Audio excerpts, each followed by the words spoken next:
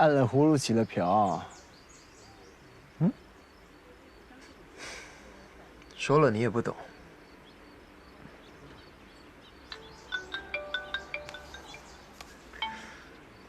怎么样？你那有收获吗？已经查到了，经过确认，那个徽章确实是德国卡恩昆虫研究会的徽章。这个研究会在国立农业大学昆虫学院，有个常驻的办公室，有9名本地员工，2名是女性，其中1位正在上班，而另1位在休假，我联系不上。联系不上？联系不上的这个叫什么名字啊？多大年纪啊？啊，她叫兰雅，年龄是29岁。是这个办公室里专门负责昆虫标本制作的工作人员。OK。照片已经拿到了，我这就发给你。发过来。照片发给老大。收到。好，那我就先挂了。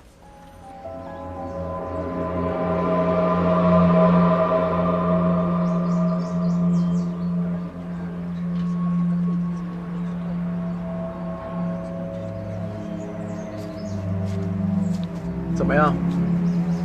你看他的拳头，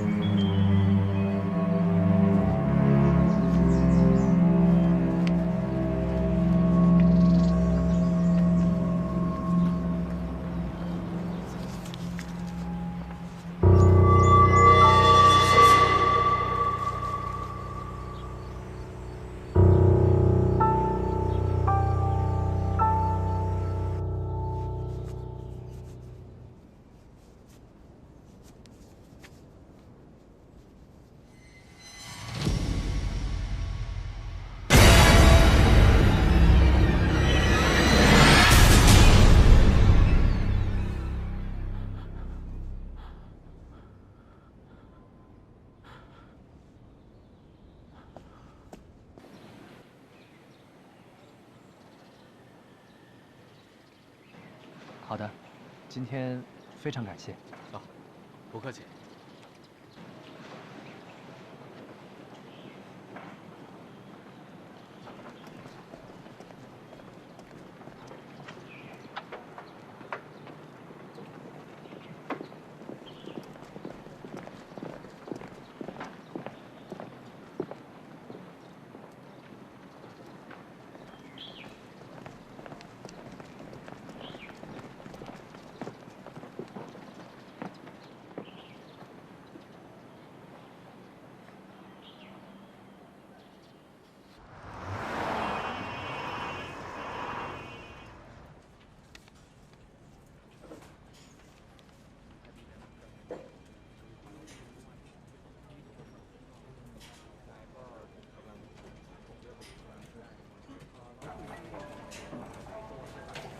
这么快就回来了？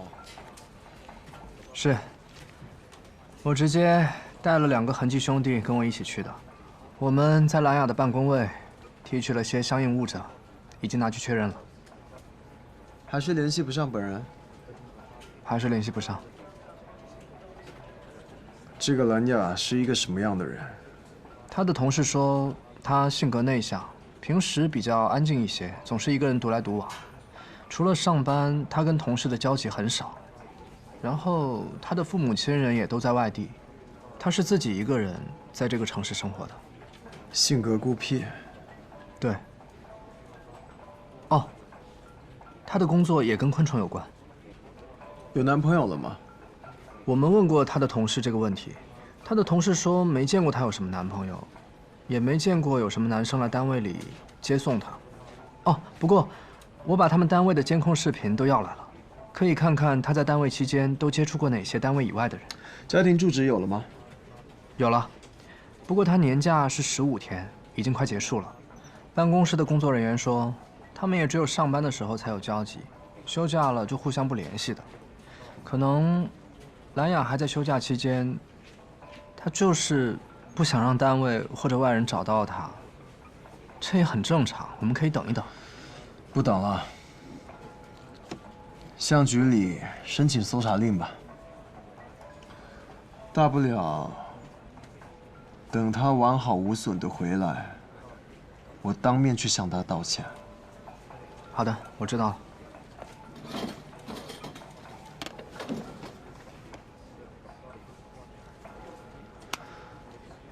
最好你休假结束就能出现，我宁愿去向你道歉。拜托。队长，哎，你有病啊！尸检报告。出点声不行吗？是。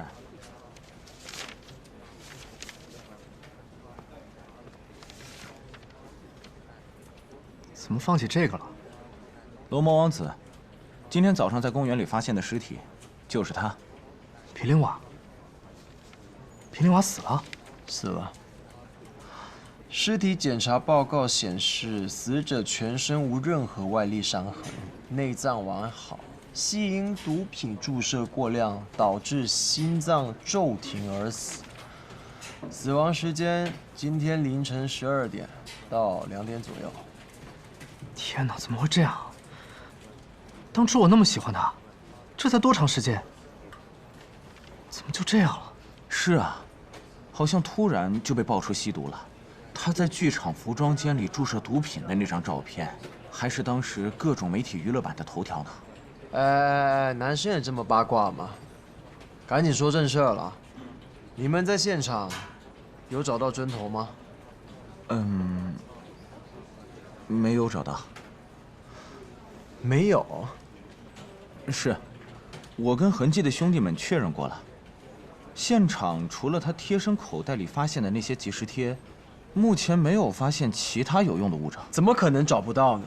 一次性注射这么大的剂量，从注射到死亡不超过3分钟，现场怎么可能找不到注射器？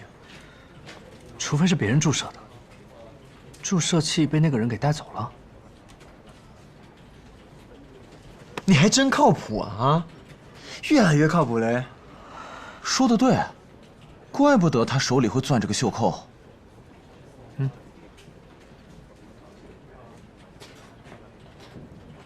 怎么了？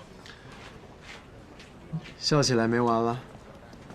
你现在是不是应该马上组织人员重新进现场去找一找线索啊？啊？是。啊，卡，跟我搜去。好，走。哎，先去调警犬。是。是。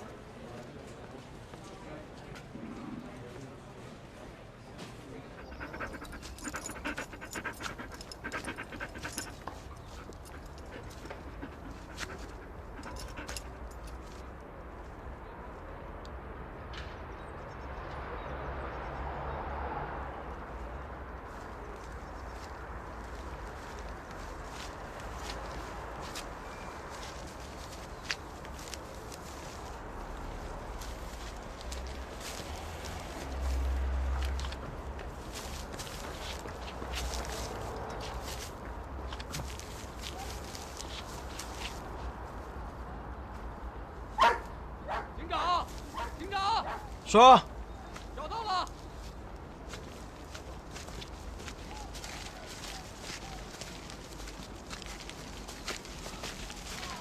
在这里。真棒啊！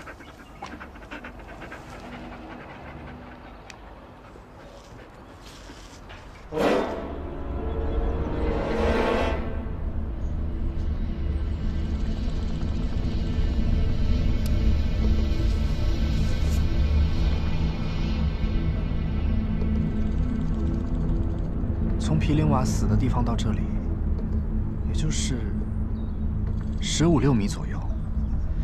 如果是自己注射的话，针管应该就在身边，怎么会把针管放在那么远的地方，而且还埋起来？如果是别人注射的，又干嘛不把针管带走，而是埋在离死者这么近的地方？你确定死者注射用的就是这根针管吗？那倒是不确定。那就先别嘚瑟了。啊，继续搜。继续。是。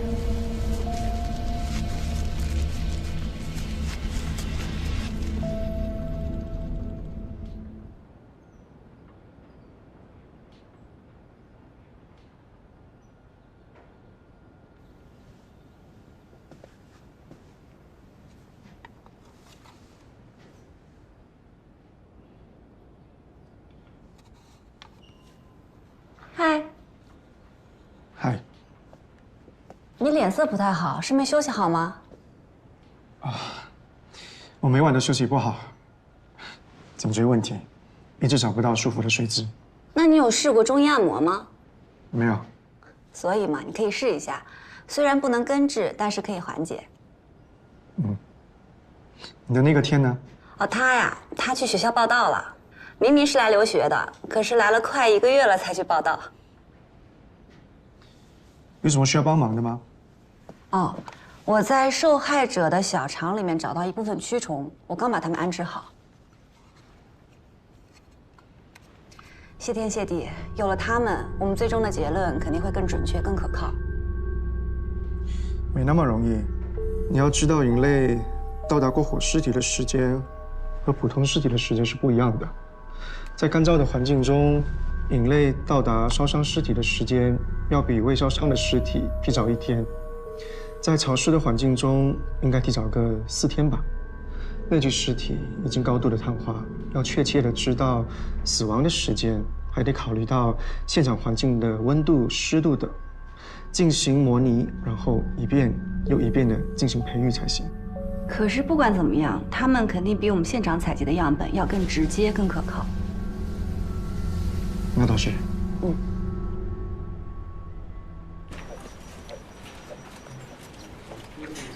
加油！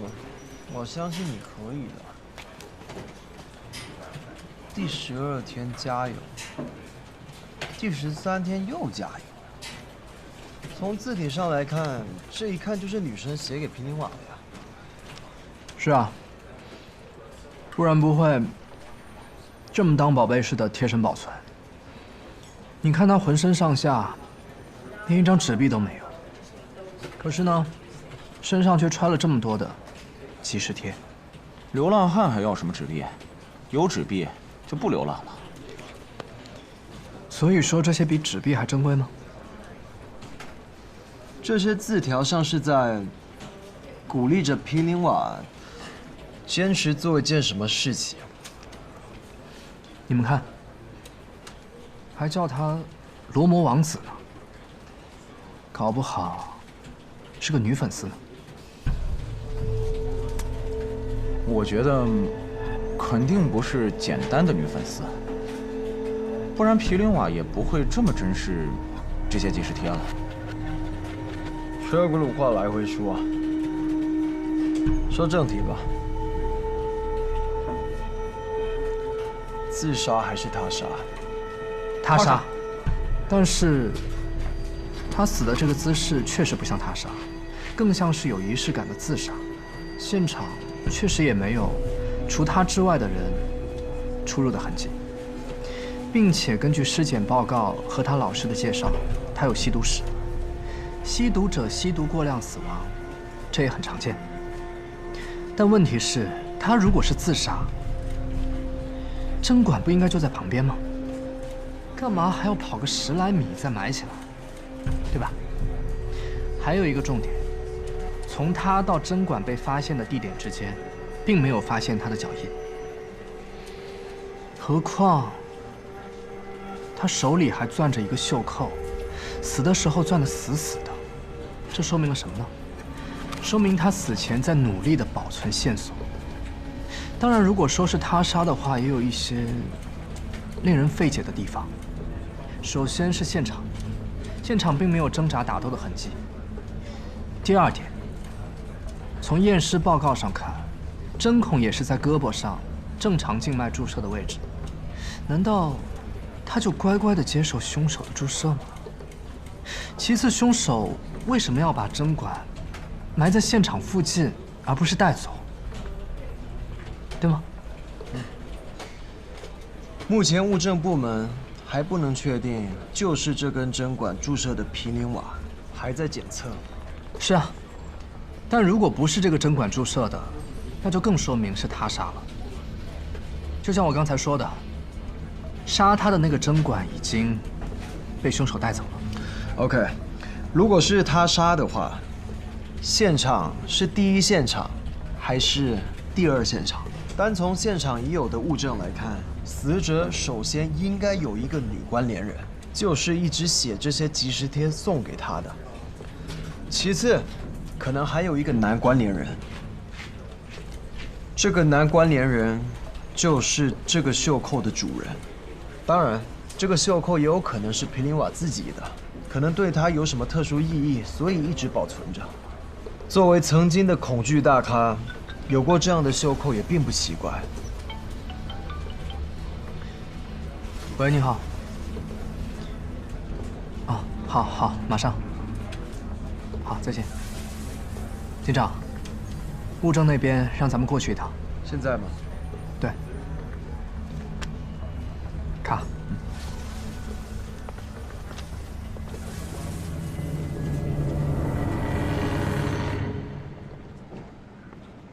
怎么样？这些都是德从兰雅单位带回来的监控视频。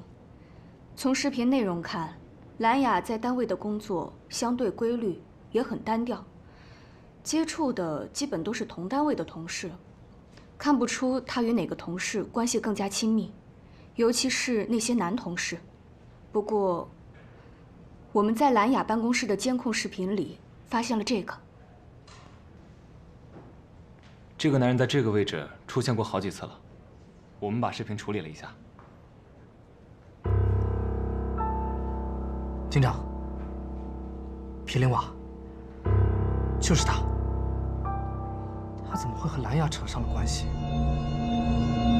我去，这可是大事。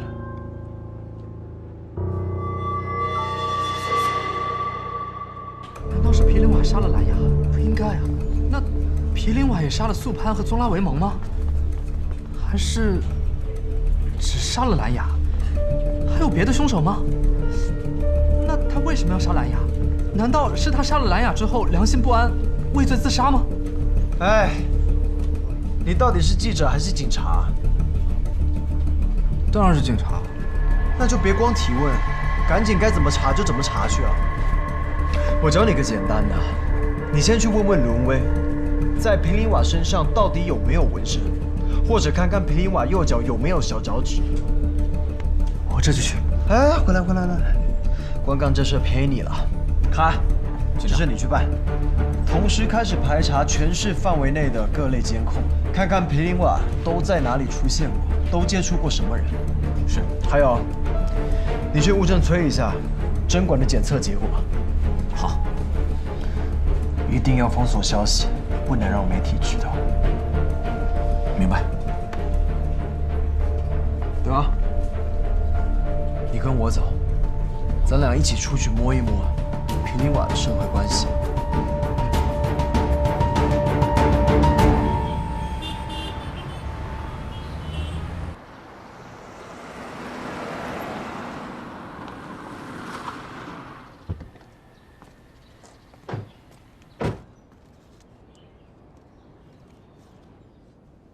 他死了？不会吧？他还那么年轻，怎么会这样啊？才1年多没见，怎么就死了呢？还死得这么凄惨。在你的印象中，他之前有没有什么仇人，或者得罪过什么人吗？伊台罗摩衍那，只有罗摩王子和他妻子西多是演员本人露脸的，其他演员都只能戴着面具。你说演罗摩王子的皮林瓦得罪的人能少吗？不过要说仇人，那肯定就是他当时的琴师和他的婢爵了。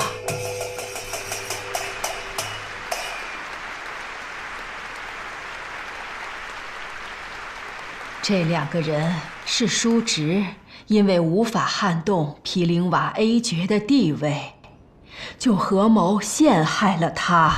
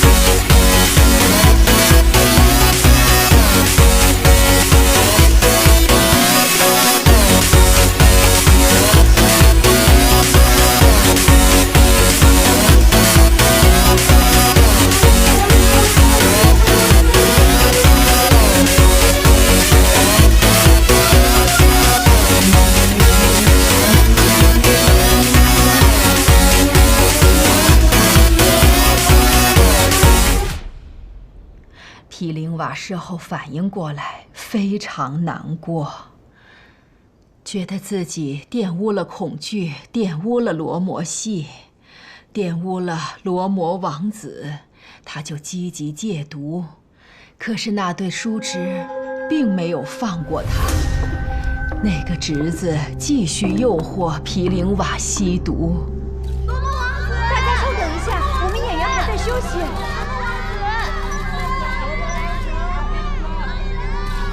不等了，我们去找他。走，跟我走，我带你们去见他的毗陵瓦哥哥。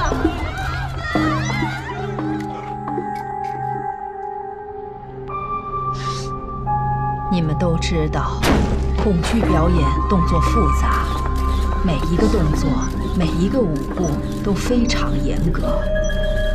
演员需要从6、7岁就开始学习，到17、18岁才能登台表演。而毗陵瓦是难得的天赋型演员，有难得的刻苦。我带过那么多学生，他是唯一的一个。可是吸毒是犯法的，剧院肯定不可能再留他。事出之后，毗陵瓦更觉得没脸见人了。那他离开剧院之后，你们之间还有联系吗？他根本不希望我们找到他。那剧院呢？有他家的地址吗？他哪里还有什么家呀？我听说，他早就倾家荡产，只能露宿街头了。对了，他是怎么死的呀？他是自杀，还是他杀呀？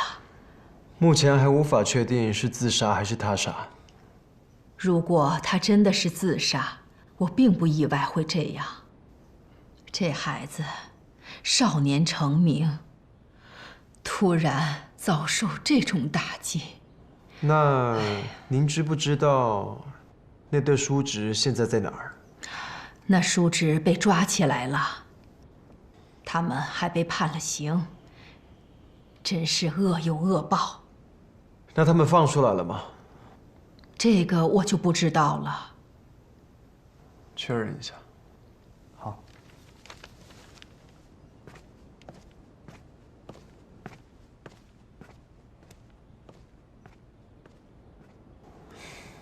据您了解，毗陵瓦有交往的女朋友吗？他全部心思都在恐惧上，每天到剧院练功，从早到晚风雨无阻，从不懈怠。他哪里有时间去交女朋友啊？您觉得毗陵瓦会杀人吗？他杀人？不可能吧？王八蛋！这小子在搞什么名堂？他居然敢监视警察！要把警长叫回来吗？再等等，别的活都放下，把收集的视频全都看完，看看还能查到什么。是。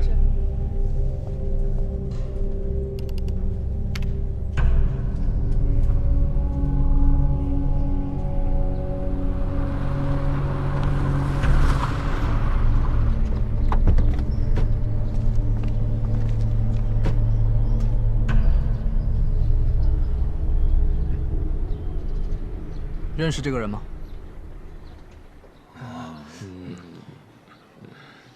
都别装了啊！我都打听完了，他一直住在这儿。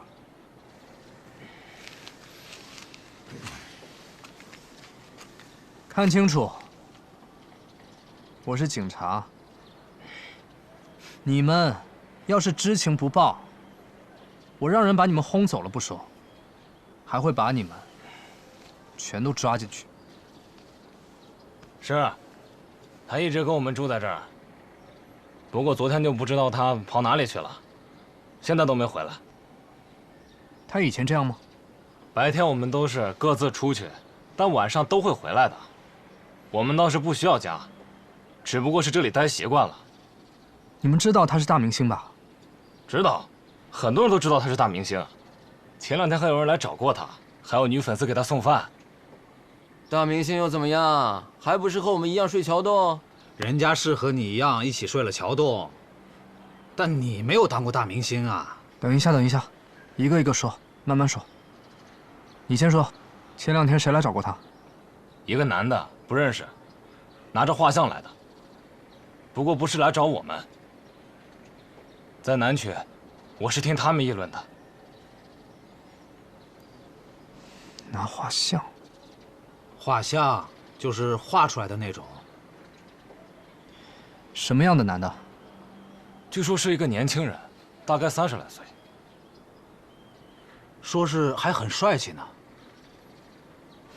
还有那个女粉丝给他送饭，怎么回事？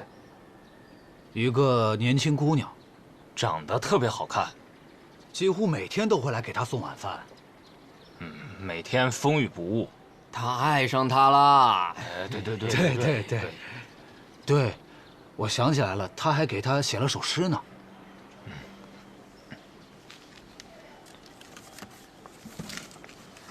这是他在废纸上写的诗，请看。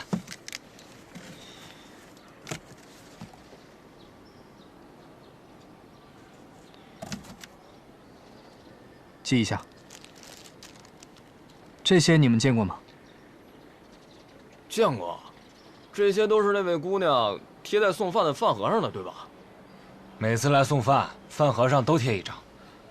居然已经这么多了，这些怎么会在你手里啊？他到底怎么了？他没怎么。哦，那姑娘，你们刚刚说的那个送饭的姑娘，是她吗？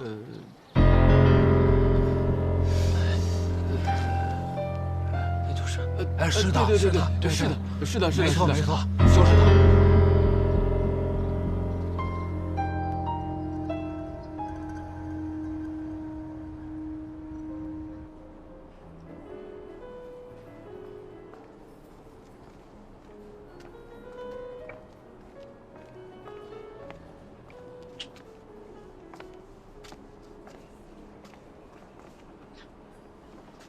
我来了曼谷快1年了，都不知道有这么漂亮的地方。你来了才1个月就知道了。不过也是啊，你连红灯区什么样你都知道。这是瓦拉里路推荐给我的。我就说嘛，他对你的感情不一般。吃的是一般，不过这里视野超棒。哎，我呢就是想带你出来散散心。我之前也带师兄来过一次。哎。你尝尝这家的莫吉托，好像和你在国内的不太一样。哎，等一下，你的意思是说，你早就知道这儿了，而且已经来过了，对吗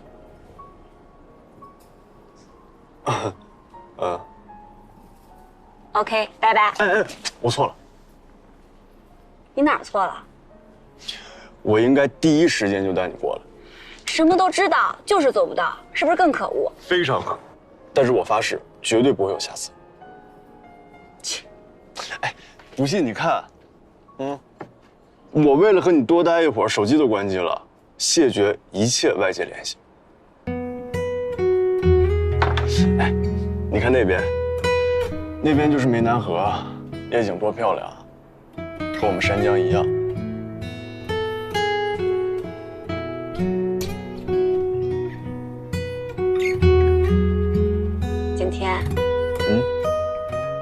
你真的变了，变得舒展了，放松了。因为有你一直陪着我，还变得会说话了。当然了，还有瓦拉里洛的。不过我不带你来这儿，也不能全都怪我。那个马里奥用人用的也太狠了，我们平时见面的时间就很少。你看，瓦拉里洛也很需要我，不过也没像他那样。我刚夸完你会说话。我是在吃马里奥的醋。虽然我不相信，但是我愿意相信。不知道为什么，我看你变得油腔滑调的，我反倒挺开心的。我也很开心。可以把心里想说的话都说出来。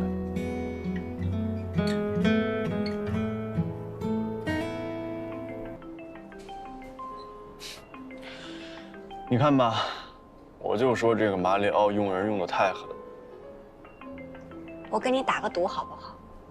如果是马里奥，我给你100株；如果是瓦拉里洛，你给我500株。没问题，成交。500株，现结。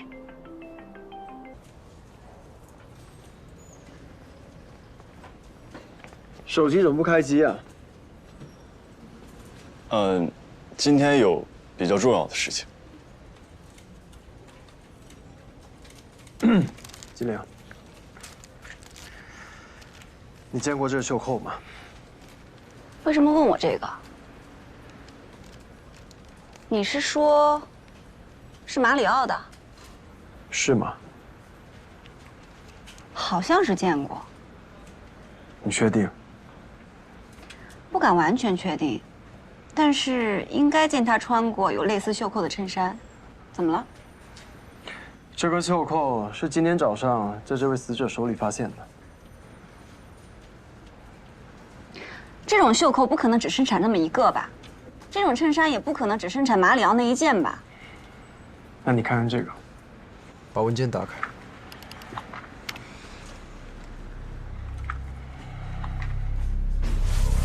怎么会这样？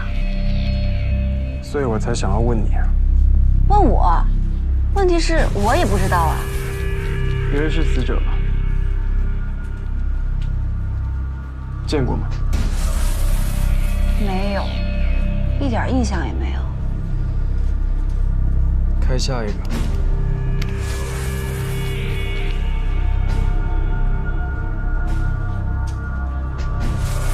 怎么会这样？所以我才会叫你过来的。